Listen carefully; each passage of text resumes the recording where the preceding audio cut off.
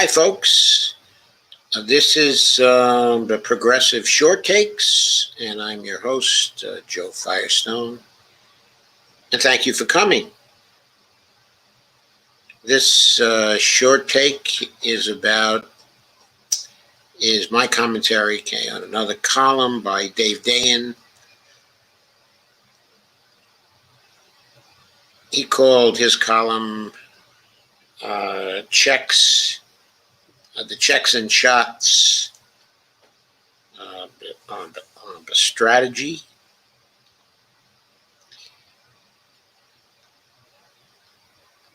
And you should be seeing the column right now. It appeared on January 21st.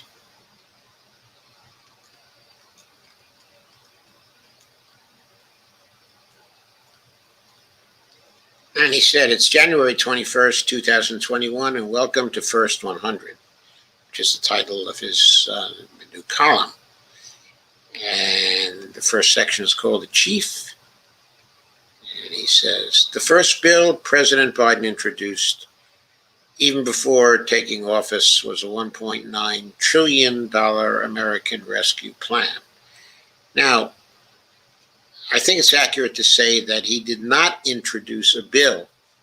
There is no bill that has been sent to Congress yet or has been introduced in the Congress. There is a plan that he put forward. It is, but Dave says, $1.9 trillion American Rescue Plan. But it's not even as detailed as a PowerPoint on the plan, okay? Which really picks up most of the leftover elements on pandemic relief that Democrats were unable to advance in the CARES Act and the December COVID relief bill. Two things stood out in the bill: the topping up of $600 checks in December to $2,000 and funding to get the vaccine produced and distributed. And as you know, there's a lot of controversy over whether those checks should be the full $2,000 or the $1,400. It's true that by December, the talk was about topping it up to $2,000. That's what the squad did in the bill that it introduced in the House late in by December. It introduced a bill where it crossed out the 600 and upped the amount to 2,000. But Biden later went to Georgia and campaigned on $2,000 checks explicitly. He did not campaign on topping up the $600 checks to $2,000. So anyway, that's caused controversy since then, and a lot of people think is Biden already being dishonest? So we got a controversy on that, unnecessary controversy. Just go with the $2,000, you idiot. Those two pieces both probably have enough bipartisan support to pass, even in the Senate with 60 votes. The checks are incredibly popular, and Republicans would be playing with fire to hold them up, says Dave, especially if they know that can be dumped into a majority vote, a budget, a reconciliation bill anyway. In other words, they'd have taken a bad vote for nothing. I think that's a very good comment by Dave. In other words, he's pointing out there that, look, they're going to have the choice of either voting for it or voting against it, and having people say they voted against it and have the evidence that they voted against it in the regular order bill. And of course, that's especially true if they know anyway that the $2,000 can be dumped into a reconciliation bill.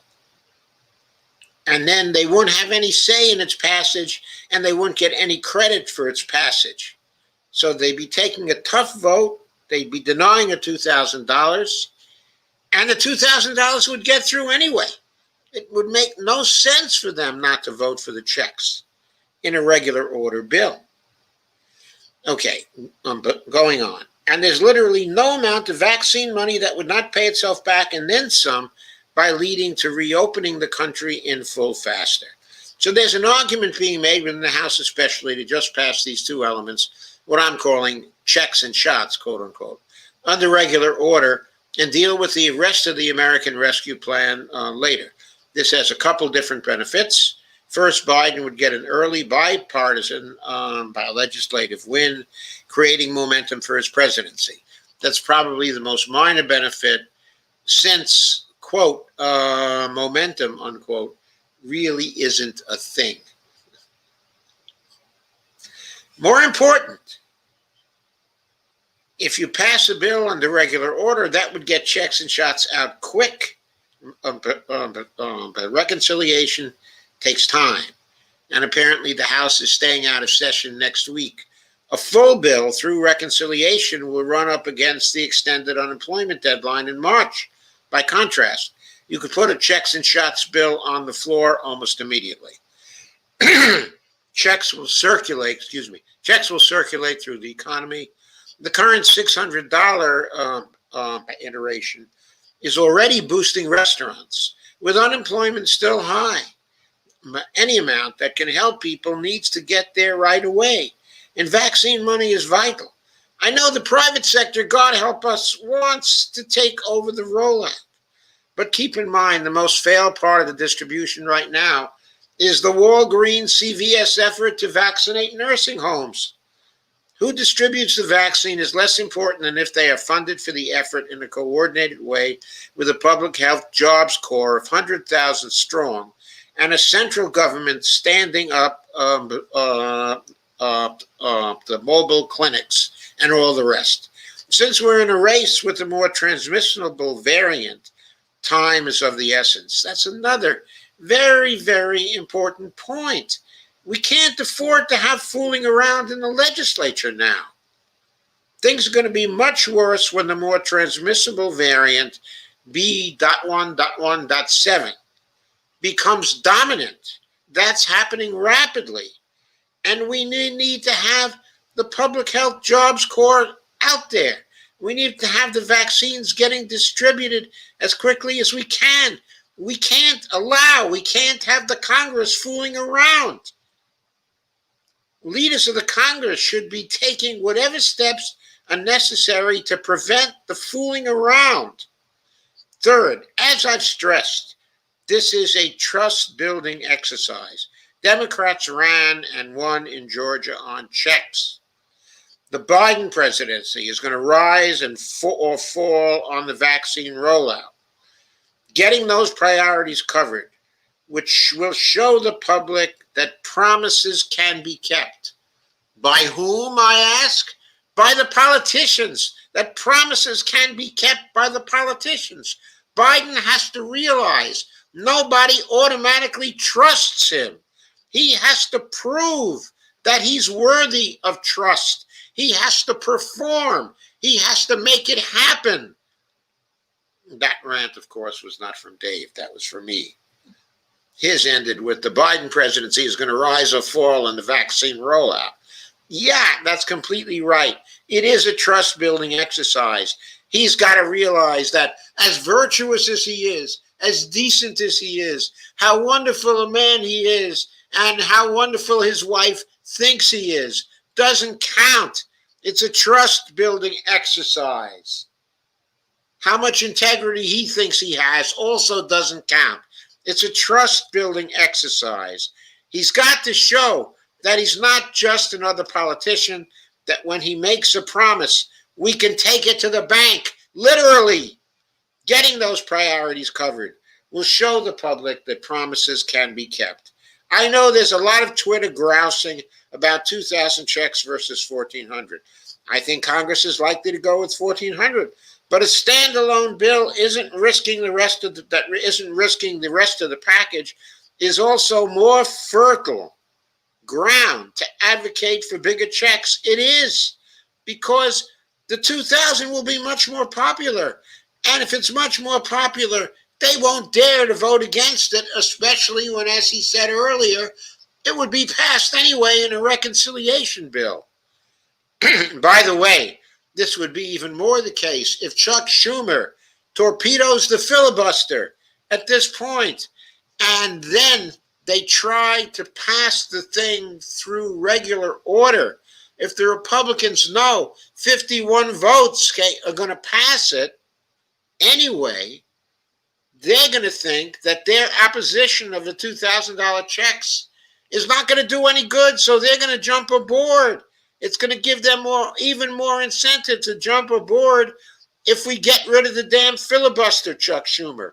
And by the way, this morning, okay, this is not part of Dave's column also, Chuck Schumer was saying, he was reporting about 3 things which the Democrats have to do. 1 is impeachment. 2, they got to get COVID relief out there. And 3, they have to get a rules package. COVID relief included, and 3 was the voting rights bill. But COVID relief included the $2,000 checks, okay, the $2,000 checks. And after he stated those things, when Schumer was asked, how about a rules package? He said, we're still talking about the rules package, but what I can tell you is we're going to use all the tools we have to use to get these through. And he specifically mentioned a reconciliation bill. He didn't specifically mention torpedoing the filibuster. But after the reporter pushed this point, okay, on the question, he said, we're going to use every tool we have to get these three things through, get them through quickly. And I'm promising you that Mitch McConnell is not going to dictate the decisions that are made in the Senate. Democrats will take the decisions that are made in the Senate. To me, that was a big, broad hint that we are not going to have any filibuster this time around, that it is going away. Anyway, Dave goes on. He says, Punchbowl, which has reported a little on this, describes this, the checks and shots, as a nibble or a, quote, big bite. But checks and shots are actually a significant portion of the American Rescue Plan. The estimate for $1,400 checks, especially ones that include adult dependents, as the Biden bill does, is anywhere between $435 billion and $465 billion. Add 600 to that, it's another $200 billion. And shots, defined as a national vaccination program, is $160 billion. If you include the Public Health Job Corps and scaled up testing to open schools and investing in COVID treatments, you're scraping $400 billion, which is what the Biden fact sheet puts towards critical measures for advancing COVID-19. So this, quote, skinny, unquote, bill is anywhere between $595 billion and $1.07 trillion. Not very skinny. You could see it becoming comparable to the $900 billion relief bill passed a month ago. My sources in the Senate describe checks and shots, he says, as an option, but also a gamble. There's the idea that the popular items can drive Congress to pass a bigger deal, and without them, a bigger deal might get stranded. But this assumes that there's any Republican support for a bigger deal, which there isn't. What passes for moderates like Lisa Murkowski and Mitt Romney are already rejecting it. If you're going to pass the big bill, it's going to be with 50 votes. And at least for Joe Manchin, taking checks out of that big bill helps its passage by making it more targeted. If you can get checks and shots, but put points on the board, and still leave a reconciliation bill available for a broader relief package, you do it. Bottom line, says Dave. I completely agree with him. That's what you do. You get the checks and shots, you put the points on the board, and you leave reconciliation bills for later, but you don't even do that. You get rid of the filibuster, so you don't even need the damned reconciliation bills in the first place. Screw the damn reconciliation bills. Sorry, Bernie. Screw the damn reconciliation bills. Screw the filibuster. Get rid of it. That's it. That's the bottom line. And that's all, folks. for this progressive short take. Hi there, Dia. Hi, Dale. Hi, Kay. Thank you guys for coming. There'll be an in-depth show tonight, okay, at 9 p.m. I'm feeling fine. Oh, Dia says, what about Bernie mentioning filibuster to get the $2,000 through? How will Schmucky end the filibustering in such a case? Before that,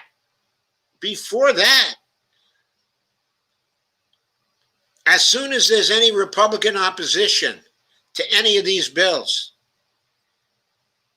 what little Chucky Schmucky is going to do is use the nuclear option. He's just going to get someone to object to it on grounds of the Constitution. And then there's going to be an appeal to the chair.